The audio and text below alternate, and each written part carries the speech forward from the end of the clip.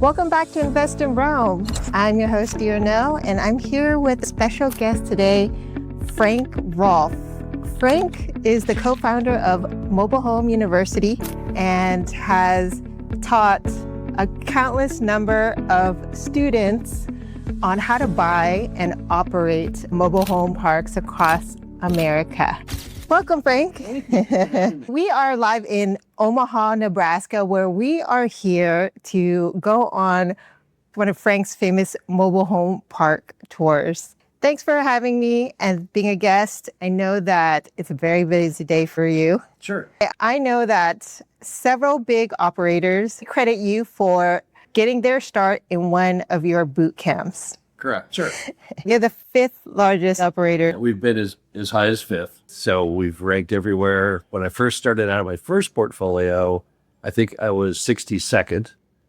On the current portfolios we've had, we got all the way up to fifth. And then we sold off a whole lot of lots to a private equity group in 2018, which knocked us down a couple pegs. But we're still, I believe, in the top 10. Say, how many parks do you own today? We've owned 500 since inception.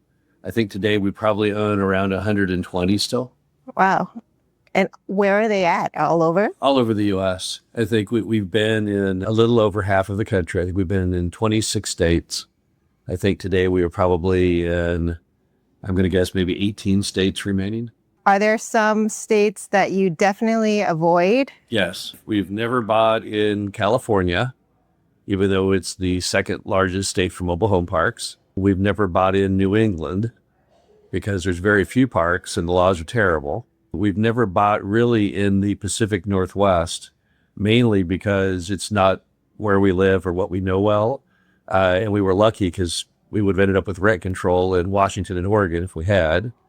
We've not bought a lot in the Southeast. We bought a little bit, even though we think the Southeast is a big boom area going forward.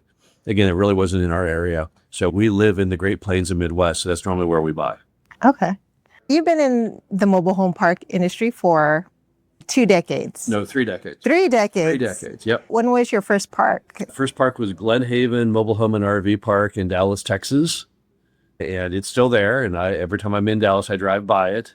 Do you still own it? No, well, I owned that from 96 to about 2004, I think, roughly. Okay. I've seen some interviews in the past that you had some horror stories with that park. Yeah. Can you tell us a little bit? Yes. I self-managed that park, which made it worse since I was the manager. That park was in very rough condition.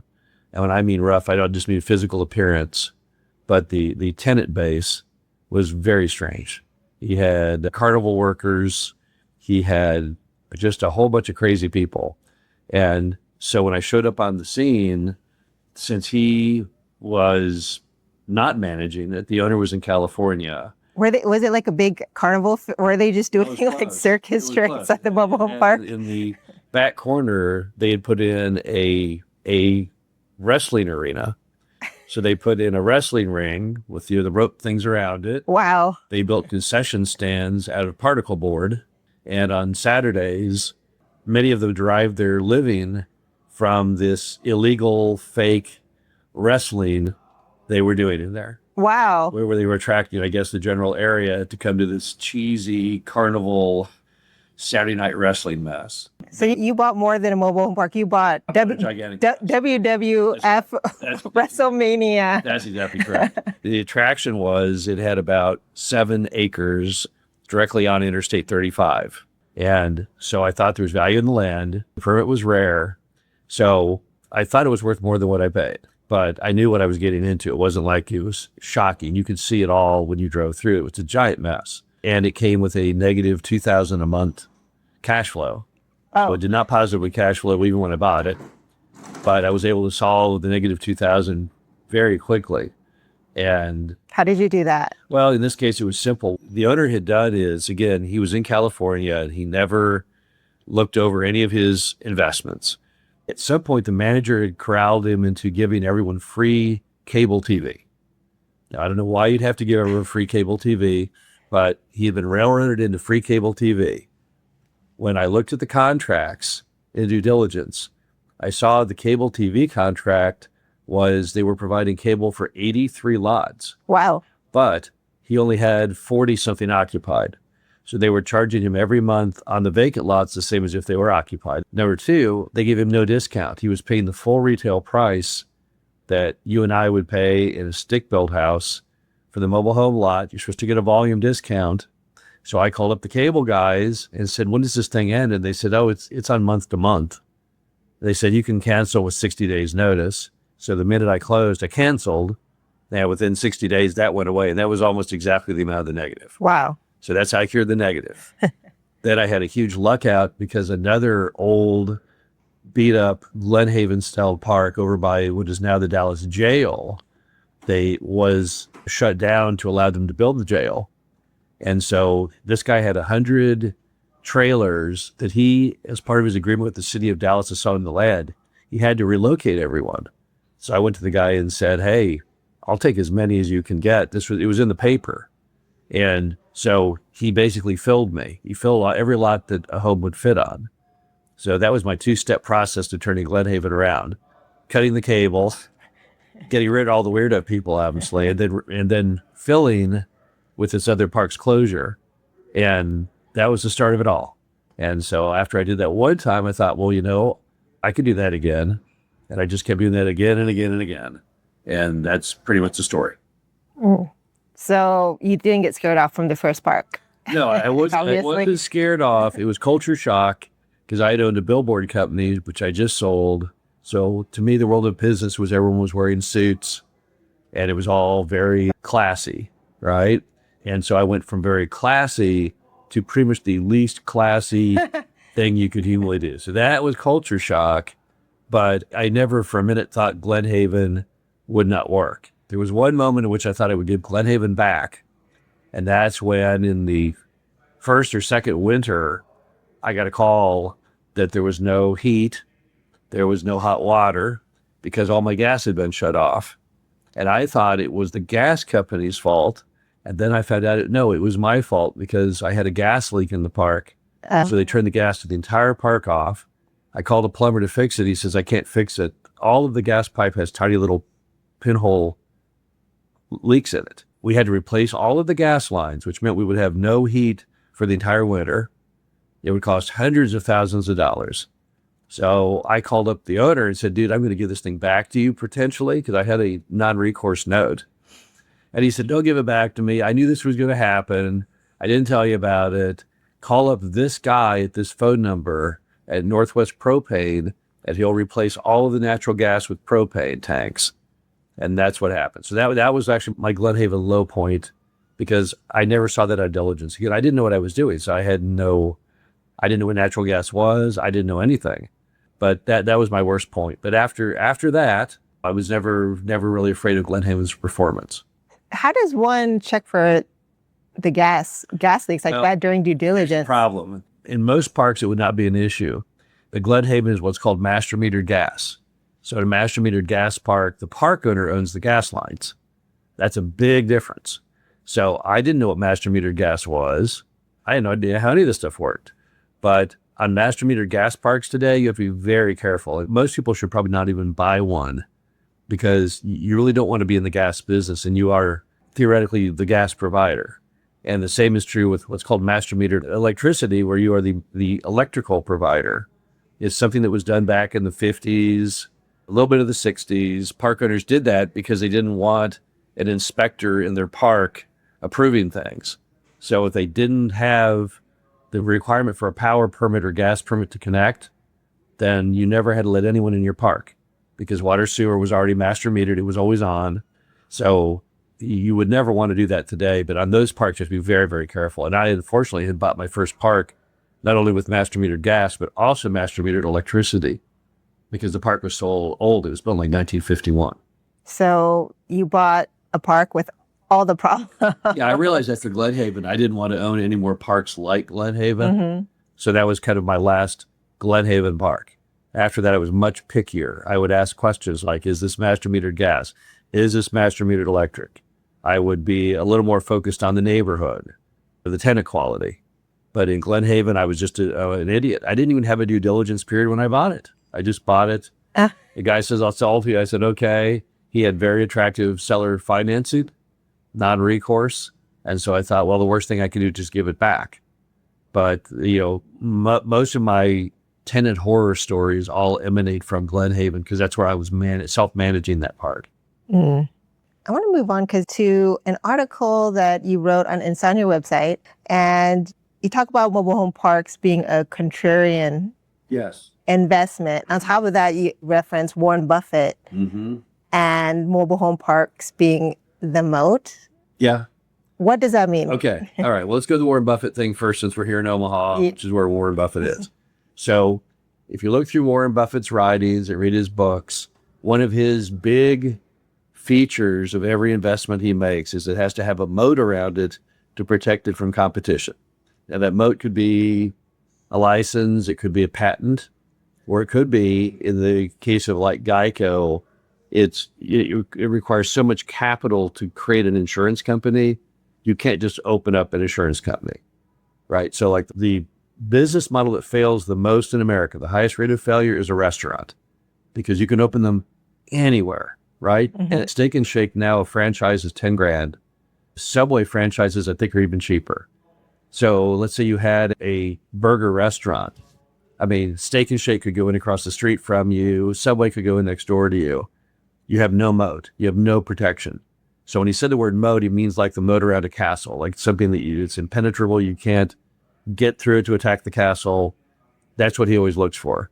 In the case of mobile home parks, our moat is basically a permit, because mobile home parks have not been allowed to be built from scratch since about the 70s. So we never have to worry with a mobile home park about someone building one across the street or down the street. So, on supply and demand, you're always fearful of supply. Like in a lot of markets where apartments have done well, people build 1 million apartments. Like Austin's now having problems with apartments, and other places. That's because of oversupply.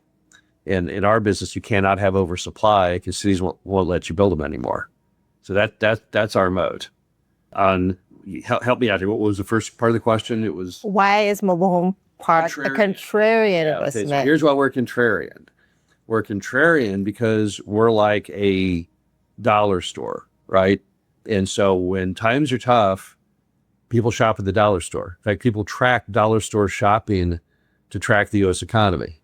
And people, one of the reasons they think we're entering or are in a recession is dollar store sales have skyrocketed, right? They even test the demographics, and it's now wealthier people are shopping at the dollar store. The dollar store is no longer the dollar store. It's like yes. It will soon be the $1.75 store. I mean, is it? Yeah.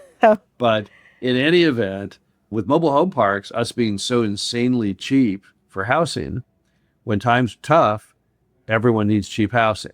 When times are good, people flock to Class A apartments, single family. But then when times are terrible and they can't afford single family and they can't afford Class A apartment, then they drop down to mobile home park. And we saw that in a big way during the 2007, 2008 Great Recession. Going into the Great Recession, it was kind of spooky being a mobile home park owner, because I'll give you an example. I had a guy once that I was evicting from a mobile home park for non-payment of rent.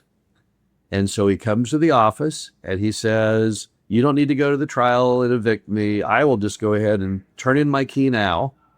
And I said, oh, that's great. So where are you going to go? Oh, you see that subdivision? Yeah. I just bought a house over there. Yeah. I said, but you have no money. He goes, I know. So how do you do that? Well, it was zero down, no income documentation. So I went over there, signed the thing, and they gave me a house. And I thought, oh my God, everyone's going to leave. All my tenants are going to go to that subdivision because he's going to tell everyone, oh yeah, come over here and get a stick-built house. Right after that, because I knew it had to be coming, you had the CMBS collapse of single family. But when the recession hit, if our phone calls a week were here, they shot up to here, because suddenly all these people who bought no income documentation houses were all being foreclosed on. All the people in apartments who lost their job during the recession, they had to move somewhere cheaper. And our Fed was on fire with people. And that actually, that started, but it never really ended. because that was kind of the start of America's economic decline.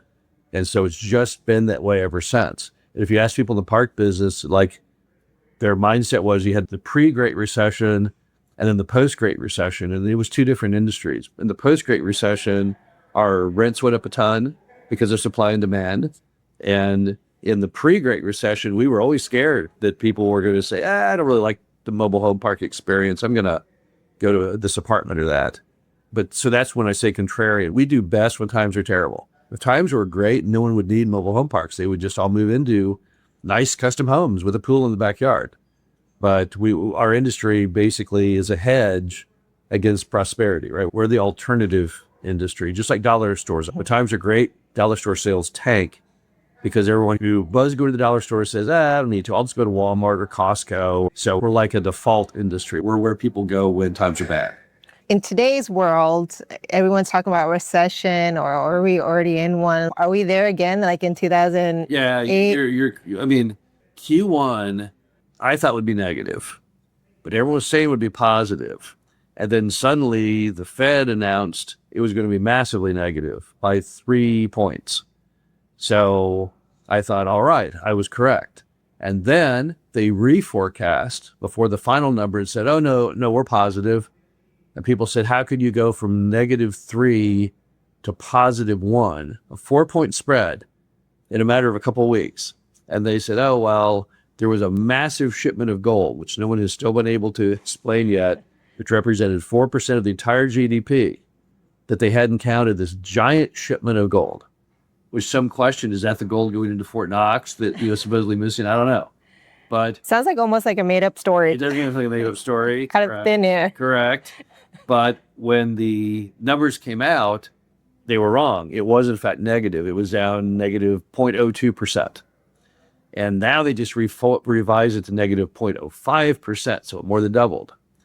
So then you have Q2. Well, if Q2 is negative, you're a recession because you have 2 quarters of negative GDP, you're a recession. I got to believe Q2 is worse than Q1, right? Q1, things seemed rosier than in Q2. So if Q2 is a recession, being an old guy who's been through recessions, the way recessions work are when you announce the recession word, everyone stops spending because they tell everyone, oh, we're in a recession. I can't buy the boat or the pool or the whatever. And then you just plunge. So if Q2 is in fact negative, even if it's just 0.01% negative, you are a recession. All over the media, it'll say recession, recession, recession. And then people will stop spending, and then you'll have a recession. So yeah, I think Q2 is neg. I think by the second half of this year, economy will look very similar to 2007, 2008 era, and that will have an impact on mobile home parks. Now, the impact this time, it will be more demand as usual, but the other thing from 2007, 2008 was interest rates then plunged because they were about where they are now going into that recession, and with quantitative easing, they took them down to nearly zero. I don't think they can quantitatively ease their way down to zero again. But since 1950, the average recession results in a 2 to 3 point interest rate drop. So whereas mobile home park loans right now, Fannie Freddie are like 5.75 if you go with a variable rate. Regular banks are often 7 and 8. You're talking going back down to probably 5 point something on regular bank. Mm-hmm. And I think the low on Fannie Freddie, you might be back down to 4 something, maybe even the high 3s. But I think that's the future. We're all waiting for it. Everybody's waiting for that interest rate drop.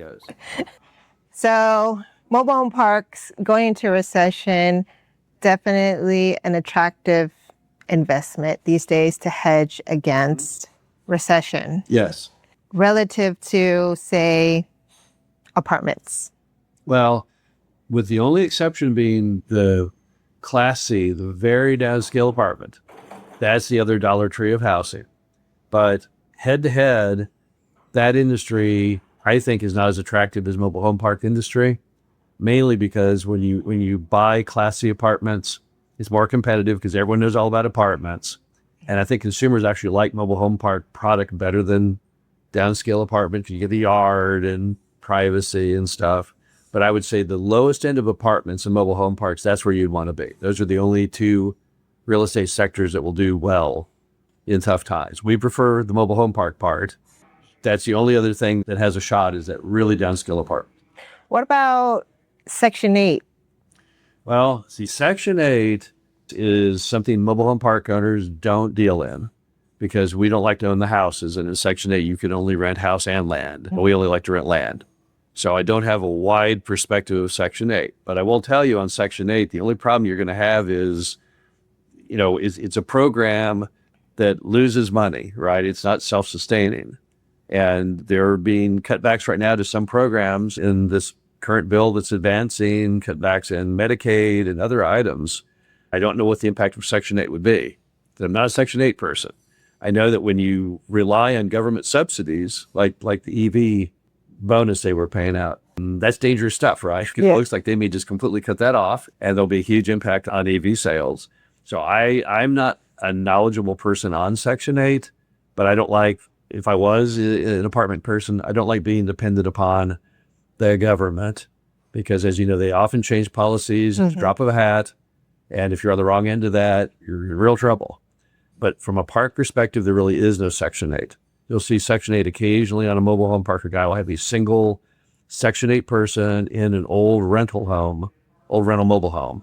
But it's very rare. We have no Section 8 in our portfolio. So it's not really part of what most park people do. You've been in the mobile home park industry for so long and you've seen a lot of things and, there's been some controversy, right? Like mobile home parks in the past has been a controversial subject because of city zoning and laws.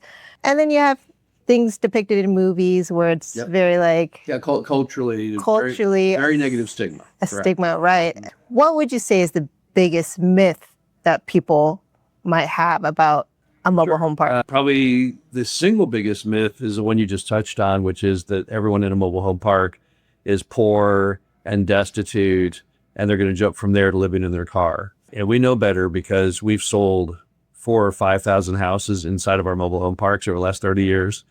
And our average customer is coming in with a probably median income of 40 grand, 40, 50 grand. So they're not in poverty level. They're not poor. There are offliers. A lot of parks, when you buy them, mom and pop, because they were very good natured, had people move in that shouldn't even be there financially. I'm talking, we bought parks where people are on disability earning $700 a month and the lot rent is $500 a month. Well, that's not even mathematically possible. And you're like, how are they living here? But they're doing it through SNAP programs, food stamps, other forms of government assistance. They should be on Section 8, right? They meet the exact profile of Section 8, yet for whatever reason they refuse to get on Section 8 or can't get in Section 8. But that's not the bulk of what we've got going on. That is, in the world of mobile home parks, that is probably a fraction of a percent of our tenant base. Most of our residents are either retired or they're one or two income households where they're earning a fairly reasonable amount. And so people always look at our customers under this, they live in a mobile home park, they're flawed merchandise. Our customers are the same as what you have in apartments, same as what you have on the more prosperous side is stick-built. A lot of people in mobile home parks, particularly in a lot of the northern states, but also in the Midwest, they were living in a brick house. When they retire, they sell the brick house, they bank the brick house money, buy a much less expensive mobile home and retire into it. So again, our customers are more affluent than people give them credit for. And if you go in a lot of mobile home parks, you'll see they look like very high density subdivisions. They look nothing like what you see in the movies. But yet the movies play off that stigma that everyone in mobile home parks are poor and crazy. And so they've hammed that up enormously, but that's just not the reality. I mean, if the average person drove in, just randomly chose 5 mobile home parks in their area, it would totally change their opinion on what mobile home parks are all about. So that's probably the biggest item, is that the stigma itself was built by Hollywood. If you look at the movies, like in the movie 8 Mile, the trailer park in the movie 8 Mile was a soundstage. So that wasn't an actual trailer park. And so that's been a problem. And therefore, as a park owner, you don't like the public stigma. So you consequently never even talk about being a park owner. So like if I meet people and they say, what do you do? I just say, I'm in real estate. And they're like, well, what kind of real estate? Oh, I'm just in housing.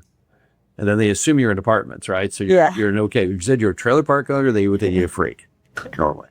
Can you dive in a little bit more about the parks that you're buying? Like what are you looking for? What kind of parks fit your criteria? Absolutely. You've got five components to a mobile home park that are the things that really drive you to want to buy it or run away from it.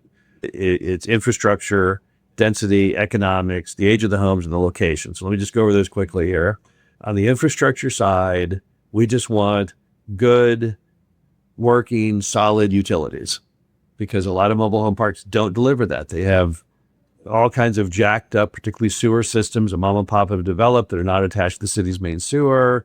They have marginally running well water, master metered gas, master metered power, bad roads. So we don't want that stuff. Although we've bought that stuff and then fixed it. You'll see some of that in Omaha today. We bought some parks that we totally rebuilt it all. Then you have density, because when mobile home parks were built in the 1950s, the mobile homes were not really mobile homes. They were really looked like today's RVs, 8 feet wide, typically about 30, 35 feet long. Those lots will no longer hold actual mobile homes. So you have to make sure you're not buying a park that is obsolete because you can't put homes back in the lot. The economics obviously are one big driver. And in the economic pool comes not only the NOI, but also how you're going to finance it. Sometimes we've bought parks that were not exciting, but they had very exciting seller carry. 0 down, 5% down, things like that. Glenhaven, my first park, had 2.5% down. That was very attractive to me. Then you have the age of the homes. We like to have homes that are mostly old, and we prefer pitched roofs, so 1990s stuff, which is now 30, 35 years old.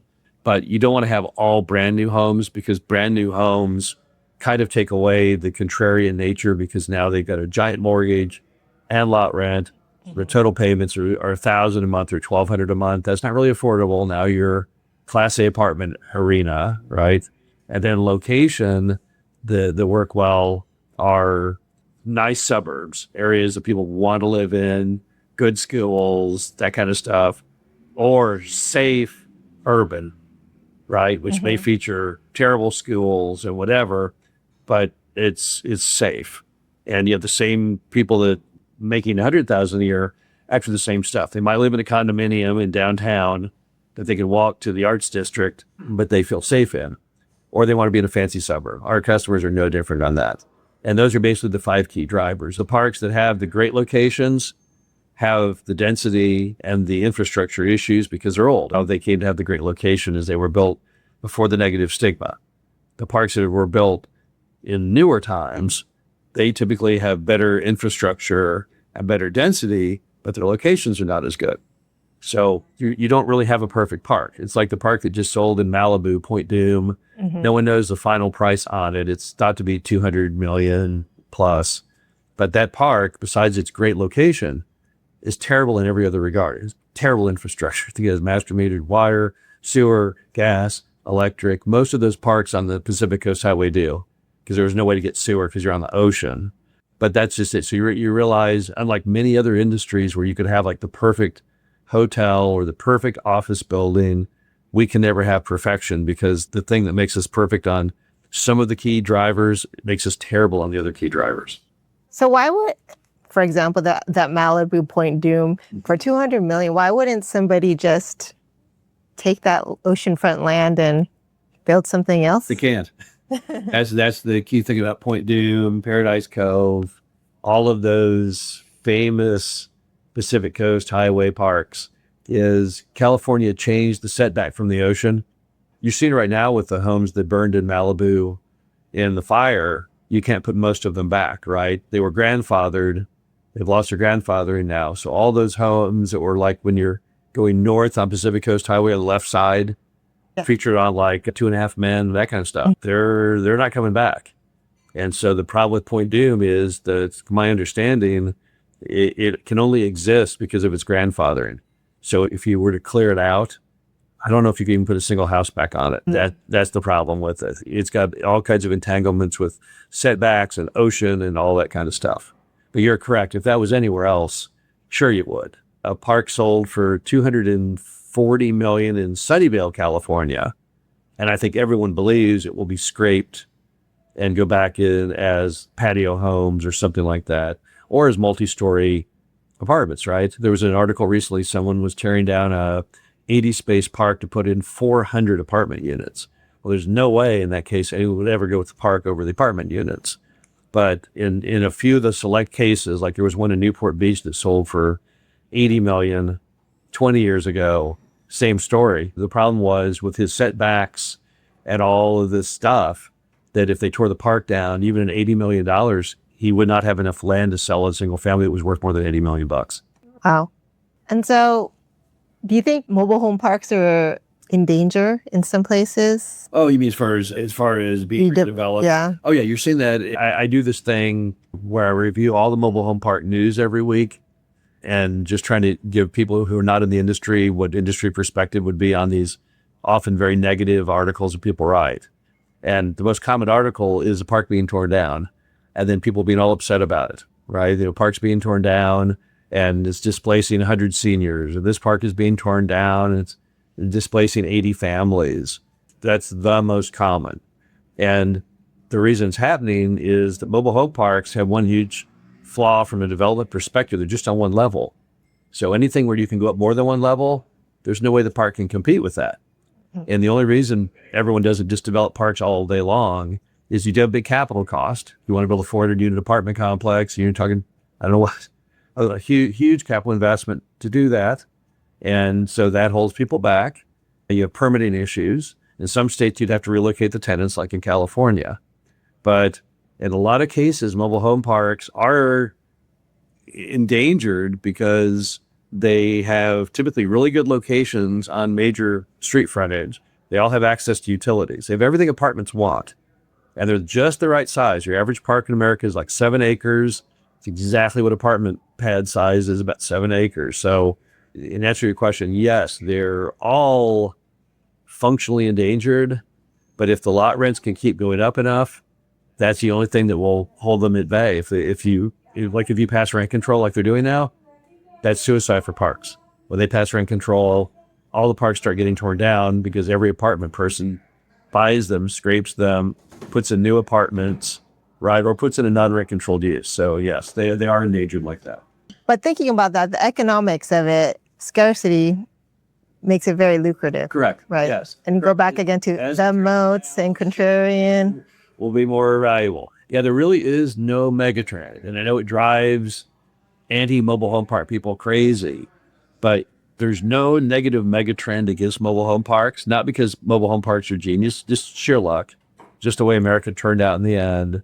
Mobile home parks have this rare advantage over the system that just happened that way. And so every single thing, like parks being torn down and the nation getting poorer and all this, it's all good for parks. There really isn't a negative on parks. The only real negative is man-made, and that's rent control. That's the killer of parks, because if you rent control parks, then you're just going to tear them down. Yeah. That's the way it works. So, in the states that have done that, Washington and Oregon recently, you might as well just get a professional construction company to start getting bids for everyone to tear them down, because there's no reason you'd keep a mobile home park on one level with rent control. It's never going to work ever. Right. So for someone looking to buy their first park, what would you recommend for them and what to look for in their first park? The key to mobile home parks is volume. It always has been. And by volume, the more you look at, the better your odds are. And I use volume in everything, because my first business I started was billboards, which is very volume. I had to look at 100 locations to even have a hope of getting one of them. Mobile home parks is kind of similar. So the first thing you'd want to do is get a lot of deal flow to start getting a better idea of what's available out there. The problem is a lot of people start with online because it's easy. You just go on mobile home park store, LoopNet, look at mobile home parks. Those listings are typically terrible. And people who don't know they're terrible look at that and say, oh, why would anyone buy a mobile home park? Look how terrible these are. If you get with brokers, and there's about 100 brokers, and most of them have their own individual list of deals, that gives you a much better perspective. But the brokers traditionally deal in the larger deals because that's what they do. They get commissions. So they don't really want to mess with small parks. They want to mess with big parks. By big parks, things that are, over $1 million, $2 million, $3 million, $10 million. That's their thing. But on the grouping of parks that's lower, if people are trying to get in on lower price stuff, it's really going to come down to basically direct mail and cold calling, as much as people hate that. Direct mail is much easier because they call you, you don't call them. But actually the most successful variety is to do direct mail followed by cold calling, because it's much lower pressure if you're not a cold caller person. Can you simply call and say, I was calling to follow up, see if you got my postcard or my letter in the mail, and then they'll say, what was it for?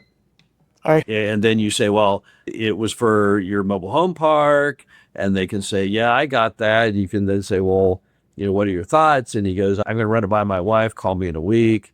But for many people, that's the easiest way to get in the door is to do a direct mail thing, followed by cold calling. But it takes more effort than some people want to do as far as looking at deals. Because if I looked at just online deals, we wouldn't own anything. I mean, I've only ever bought one park online. Dave has maybe bought a couple parks online. It's just, that's not where the good deals are. I put it to you that way. The only deals online you can buy are things where the guy's had it there for so long and he's getting desperate. So he decides one day, okay, I just want it at the door by Friday. And you just happen to call when he'd made this decision, and his pitch is, what would it take to get you to buy it? And you say, well, 70% off. Okay, send me the contract. But it's really just, it's a volume business is the key. You have to look at lots and lots of deals. Do you think somebody could quit their WSU job and be successful and make it in the mobile home park industry and replace their salary? First of all, I don't quit your job and looking at the parks, because the problem is the parks are not, even when you own a portfolio of parks, it's still not a full-time job because of the way parks are structured. It's kind of like when I was in the billboard business back in the 80s. Billboards, you only rent them once a year. Our average customer stays 14 years. The average home stays forever.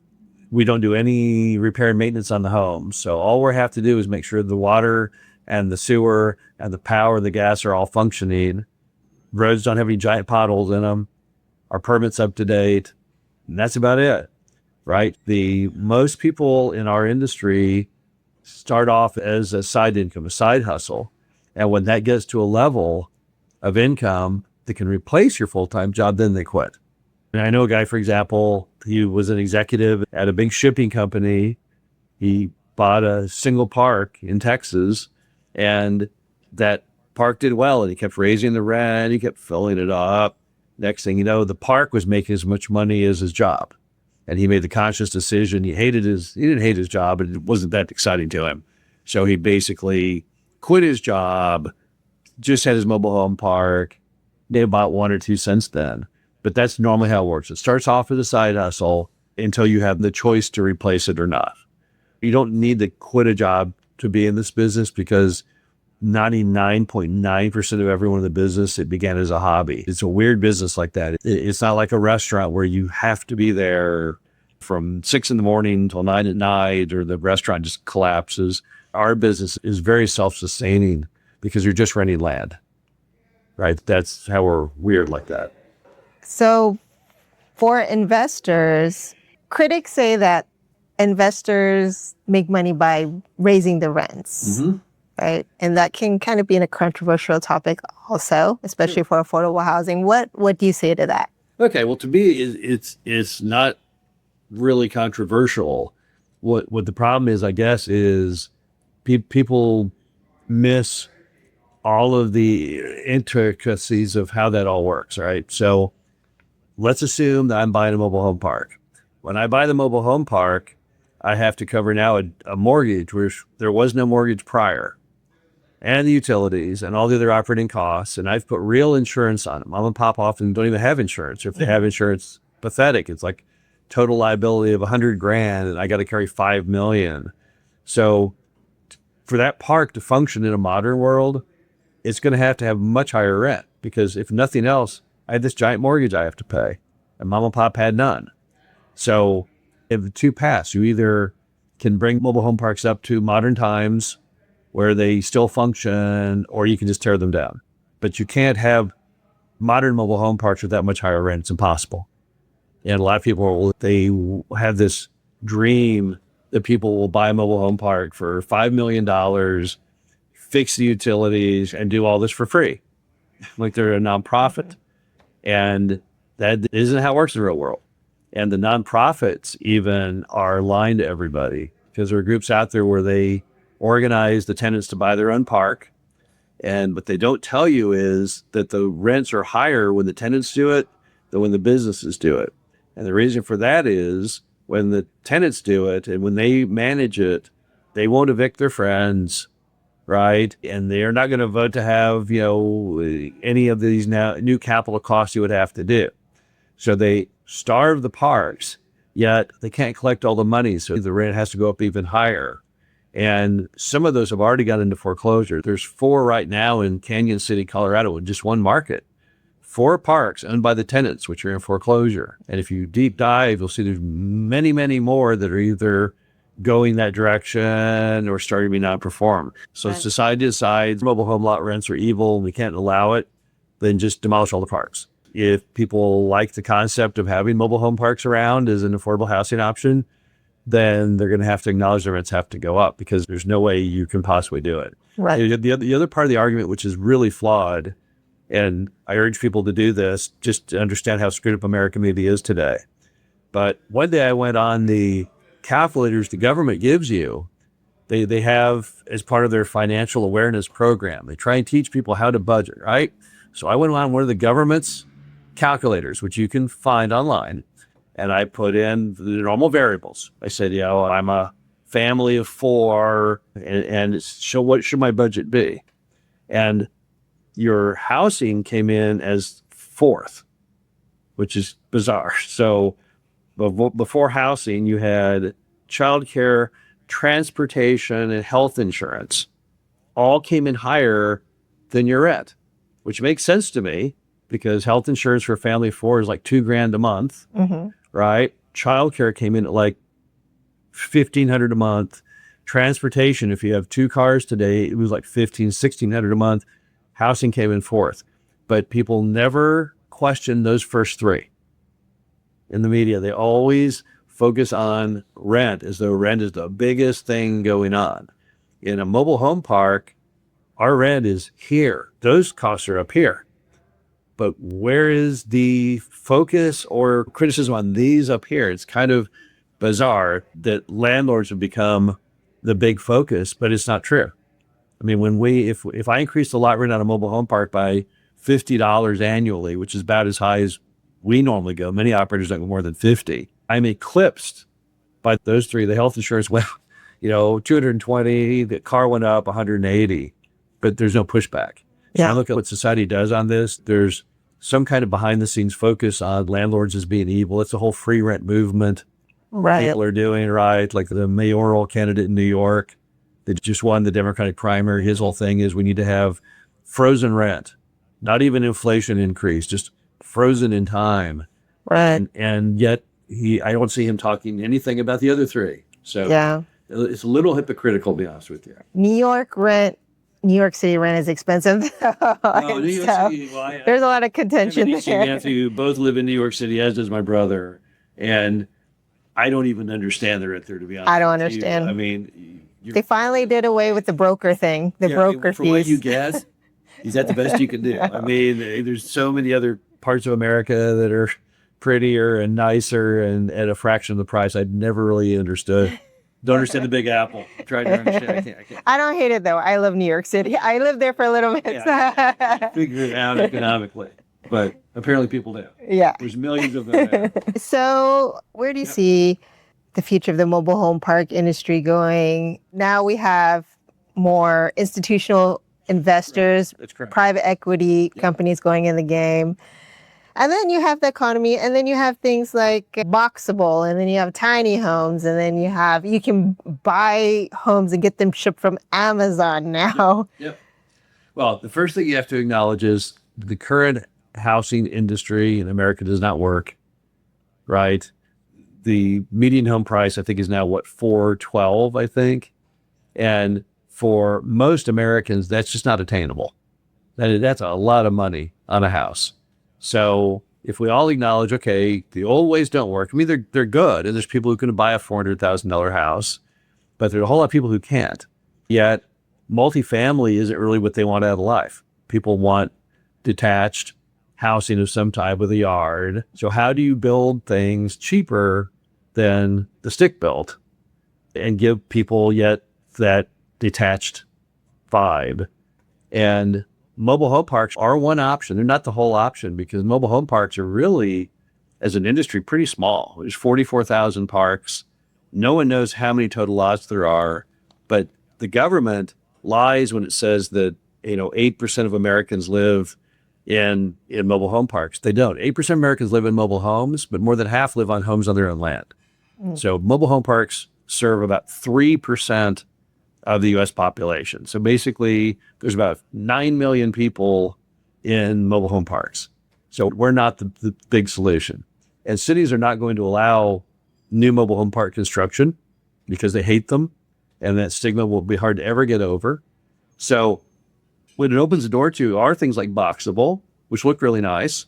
And there's a lot of really cool homes that are sold on Amazon and elsewhere.